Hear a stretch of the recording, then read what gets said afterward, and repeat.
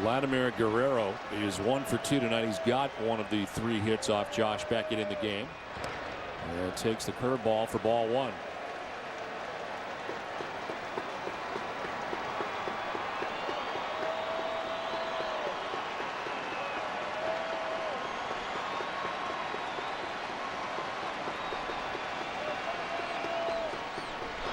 That curveball slips out of his hand, and that's happened a few times tonight. It's ball 2, 2-0. And it's been more on the curveball than it has been on the slider. He gets around this curveball and it sails way in off the plate.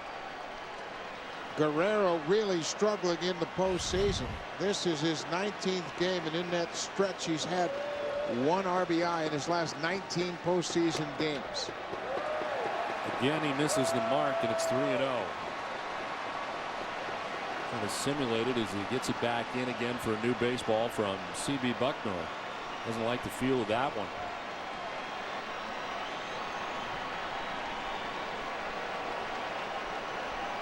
Three strikeouts tonight for Beckett. All have been called third strikes. He's yet to walk anybody tonight. Pours in the fastball for strike 1, 3-1. Guerrero was taking all the way. Be interesting to see if Mike Scioscia will use a pinch runner if he gets on here. Tight ball game. Tough to take his bat out of the lineup.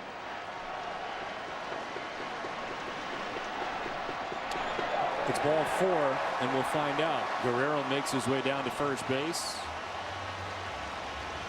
And we will have a pinch runner. Here is Kendry Morales, who is grounded out to first and hit a sacrifice fly as he takes ball 1 in tight.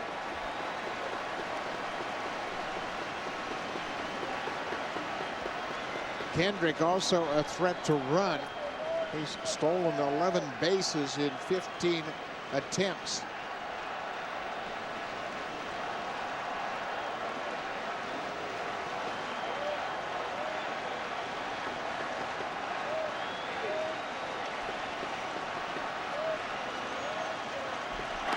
Kendrick appeared to be leaning in the wrong direction. Yeah, he sure did. And Beckett's done a great job of holding the baseball, freezing those base stealers at first. Watch the false move as he gets back. He looked like he was leaning on that left leg to get a push off.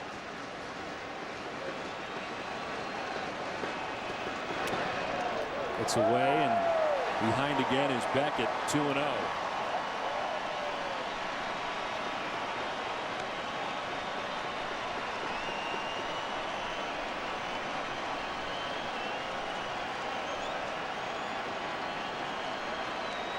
Stirring in the Red Sox pen, but nobody warming yet.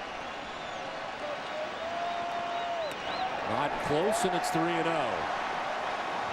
Beckett, who rarely has been pitching behind tonight, has done nothing but pitch behind here in the 7th inning. First time tonight, called down to the bullpen. Billy Wagner.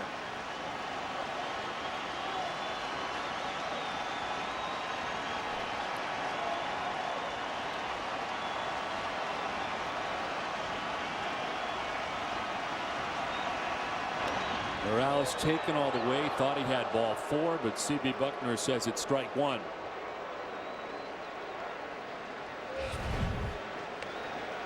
Again, trying to make a perfect pitch, and that was anything but.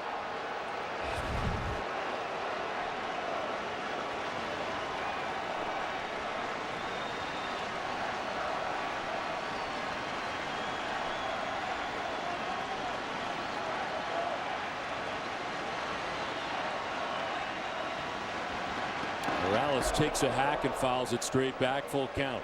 A little surprised they didn't run 3-1, but I bet you they run 3-2. Trying to create some movement on the infield. Guard against a ground ball double play.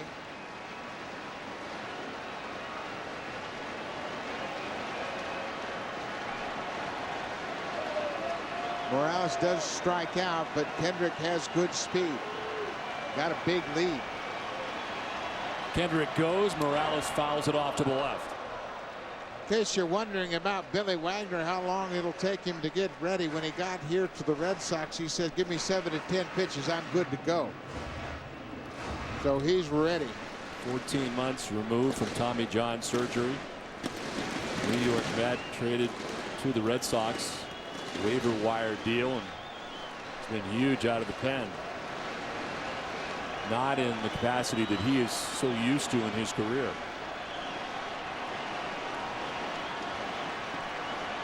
3-2 to Morales. A check on Kendrick, and he's back to the bag. Again, Beckett done a good job of varying his times holding the ball, not allowing Kendrick to get into any rhythm. Set and go, set and go, set and hold. Everything is different with Beckett.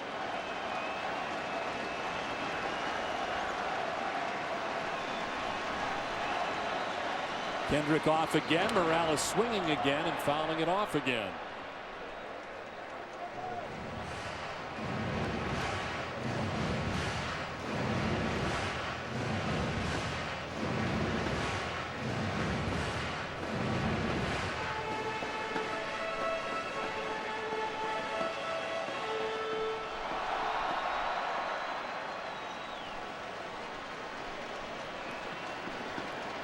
Gary Matthews Jr. against the bat. Reggie Willits behind Mike Socha. He's got a bat and a batting helmet.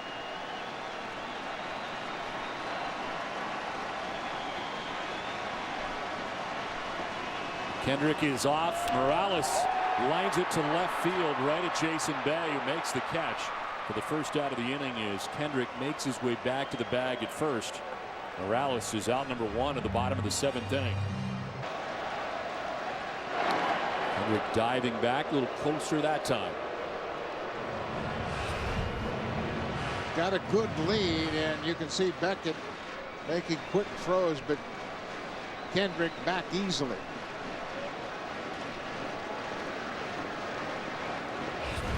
You want to get a big enough lead and confidence you can dive back in safely.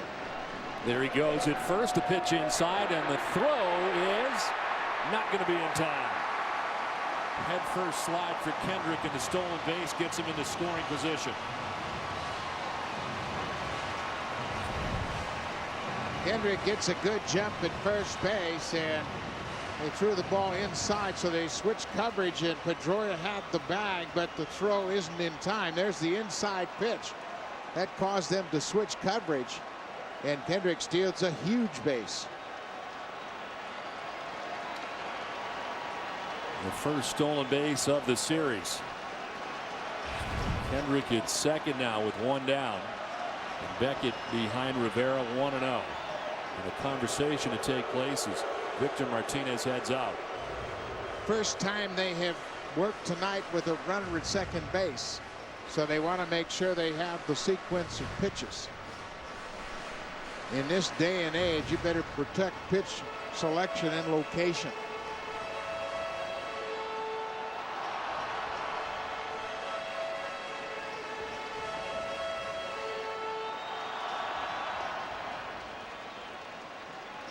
Everybody looks at video. Everybody studies sequences. Everybody looks for signs. You get a runner at second base, you better go with a sequence of pitches and disguise your location and pitch. Rivera laces it foul and evens the count 1-1. A .325 average with runners in scoring position during the regular season. Outfield arms, according to the Angels scouting report, Jason Bay's very accurate, above average arm strength. Ellsbury just average arm strength, also accurate. And J.D. Drew, we saw last night as he nailed Rivera at the plate on a well throw. He throws very well, especially when the ball's hit right to him.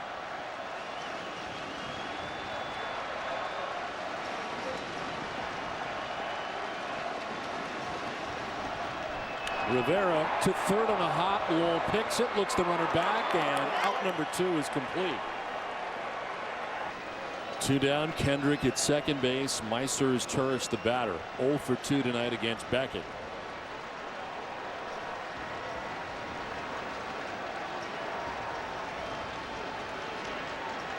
As Turris, after the first pitch, fouls it off. Turris has hit very well in run-producing situations. He hit over 300 this year and drove in a career-high 68 runs. So you can't take him lightly.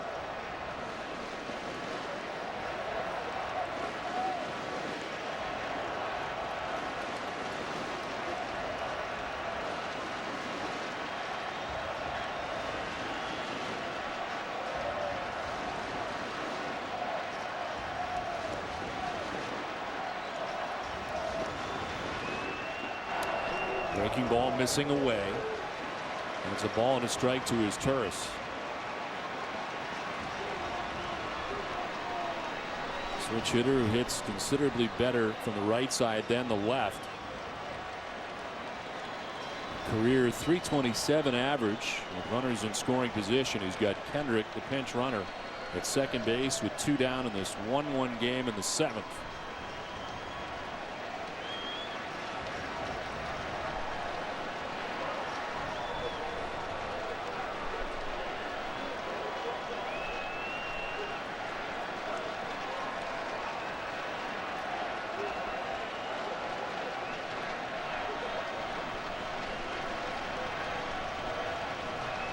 There's Turris back up the middle into center field, a base hit. Kendrick's coming around, and the Angels will take the lead. Huge 2-out RBI from Meiser as Turris has put the Angels on top 2-1. Mike Napoli to bat with 2 down as they check on his Turris at first. Mike Scioscia took a shot and pinch ran for Vladdy Guerrero, his cleanup hitter. 7th inning. It paid off.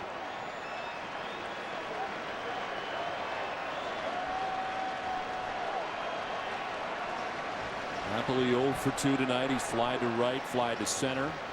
2 home runs off Beckett in the ALDS last year. Runner goes, pitch a strike, throw, not nearly in time. Another stolen base in the inning. 2 for the Angels, and into scoring position with 2 outs as Meiser is Turris. They haven't had many chances simply because they haven't had many base runners. As Turris gets a good jump, and the throw is high and late.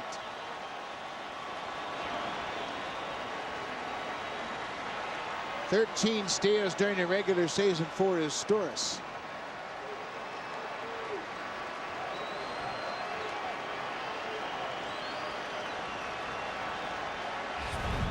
It's second with 2 down. An 0-1 to Mike Napoli. 1-1.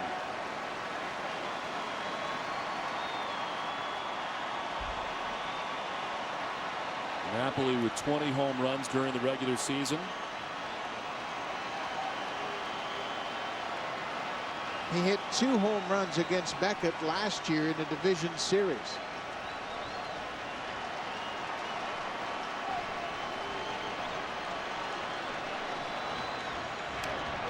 Fouls it off himself, and it's 1-2.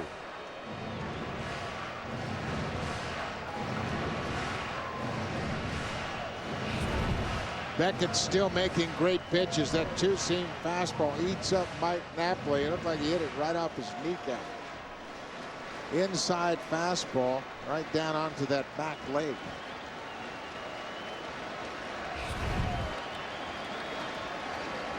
Vladimir Guerrero got this all started to begin the inning with a walk.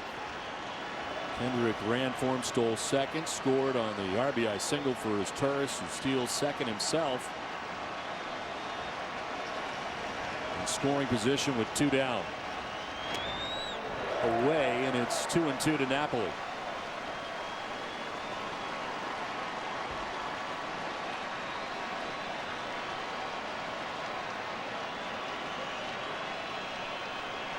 Napoli's at his best when he drives the ball toward right center. That's why Beckett's trying to crowd him inside with the fastball. Curveball hits him. He'll take first base. Beckett argues that he didn't make any effort to get out of the way. It's been a pitch that's been slipping all night for Beckett. Yeah, he's not had his curveball most of the night. Looking for more with Meiser's Turris at second, Napoli at first, Eric Ibar the batter. It's ball one.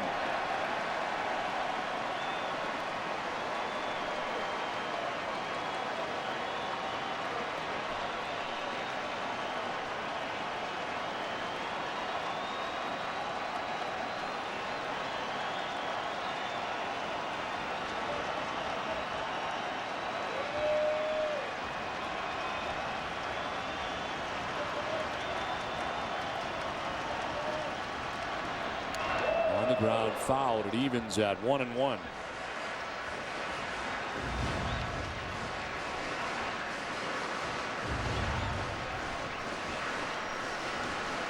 The line for Beckett, who's surpassed 100 pitches. Terrific consistency for Josh Beckett. He's been in control of the strike zone all night long. Pinch runner Howie Kendrick came in for Vladdy Guerrero, who started the inning with a walk of all things. Without question, the hardest Josh Beckett has had to work all night has come here in the 7th inning. After he had retired 8 batters in a row, the leadoff walk for Guerrero. A 1-1 to Ibar. It's out of the way and takes ball 2. He's still got a lot in his tank. Always thinking. Always contemplating the next pitch. Boy, Tito Francona has a lot of confidence in him.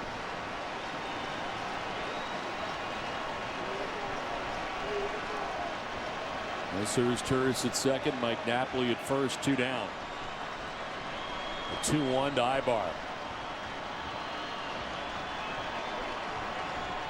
Ibar to center field. Jacoby Ellsbury going back. It's going to be over his head to the track on the wall.